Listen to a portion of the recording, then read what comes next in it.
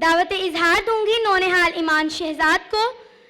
یہ اسپیکر ہمدرد نونہال اسمبلی پشاور سے ہیں، بھرپور استقبال کیجیے نونہال ایمان شہزاد کا۔ درویش خدا مست نشر کی ہے نہ غربی، درویش خدا مست ہے نشر کی ہے نہ غربی، گر میرا نہ دلی نہ صفحہ نہ سمرقند، کہتا ہوں وہی بات سمجھتا ہوں جسے حق،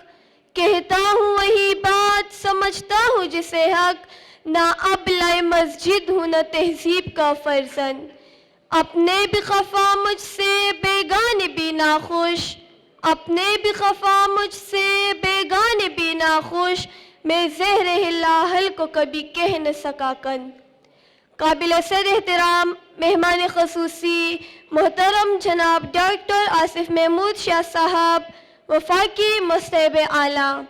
محترمہ سعدیہ راشد صاحبہ، قومی صدر ہمدرد فاؤنڈیشن پاکستان،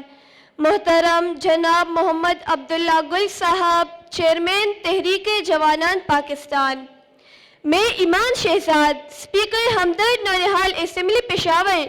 آج کے موضوع قائد نونہال حکیم محمد سعید شہید کی نونہالانِ قوم سے وابستہ امیدیں سے پہلے اظہار خیال سے پہلے عرض کرتے چلوں کہ نہ صرف میں بلکہ میرا ادارہ الفیصل ماڈل ہائی اسکول 2005 سے مسلسل ہمدرد نونہال اسپیکر شپ کا کردار ادا کر رہی ہے، اس لیے مجھے فخر ہے کہ ہمدرد نونہال اسمبلی پشاور کی پرداخت اور اسے پروان چڑھانے میں میرے ادارے کا یہ قابل فخر کردار ہے، اور میرے ادارے کا یہی کردار شہید پاکستان بانی ہمدرد نونہال اسمبلی اور بانی ہمدرد شورا حکیم محمد سعید شہید کو خراج تحسین ہے۔ میں آج کی اس نونہال کانفرنس کے ذریعے محترمہ سعدیہ راشد صاحبہ کو بھی خراج تحسین پیش کرتی ہوں کہ انہوں نے نہ شہید پاکستان کے قائم کردہ اس ادارے کو زندہ رکھا بلکہ اس کو مزید توانائی بخشی، اور یہ اسمبلی نوجوان نسل کی کردار سازی میں آج بھی عظیم الشان کردار ادا کر رہی ہے۔ آج کے موضوع کی طرف آتے ہوئے میں اقبال نعمت العالیہ کا یہ شعر آپ کے گوش گزار کر دوں۔ وہ فرماتے، جوانوں کو میری آہیں سحر دے، جوانوں کو میری آہیں سحر دے، پرند شاہین بچوں کو بالوں پر دے، خدایا آرزو میری یہی ہے، خدایا آرزو میری یہی ہے، میرا نور بصیرت عام کر دے۔ تو اقبال کی اس خواہش اور اس دعا کو ایک عملی شکل اور تحریک کی صورت دے تو وہ میرے قائد اور رہنما حکیم محمد سعید شہید ہی تھے، جنہوں نے پرانی نسل سے مایوس ہو کر اپنی ساری امیدیں نئی نسل پر مرکوز کر دیے۔ عزیز نونہالانِ قوم اور معزز خواتین و حضرات،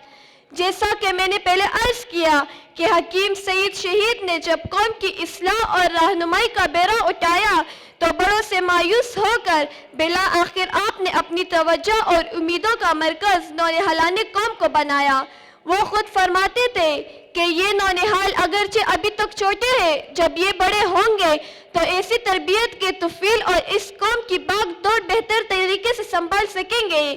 شہید قوم کی نونہالانِ قوم سے وابستہ امیدیں کوئی ناممکن بات نہیں تھی۔ ماہانہ ایجوکیٹرز پشاور کو دیے گئے ایک انٹرویو میں شہید پاکستان ایک سوال کے جواب میں فرماتے ہیں،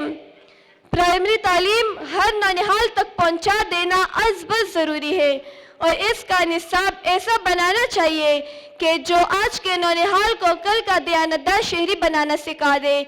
آج کے 70 ملین نونہال جب اخلاق و کردار سے آراستہ کر دیے جائیں گے تو کل کا پاکستانی اپنا سر فخر سے بلند کرے گا۔ عزیز نونہالوں اور خواتین و حضرات، میری شدید خواہش ہے کہ میں اپنی تقریر میں اپنے اس عظیم قائد کے بارے میں چند شعر کہہ کر اسے خراج تحسین پیش کروں۔ ہمدرد و خیر خواہ تھا اور چارہ گر بھی تھا،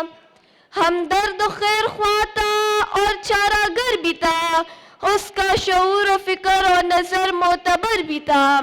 ہر چیز وقف کر دی تھی ملت کے نام پر،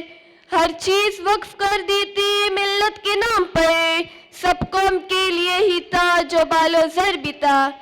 فتنہ کروں نے کر دیا اس شخص کو شہید،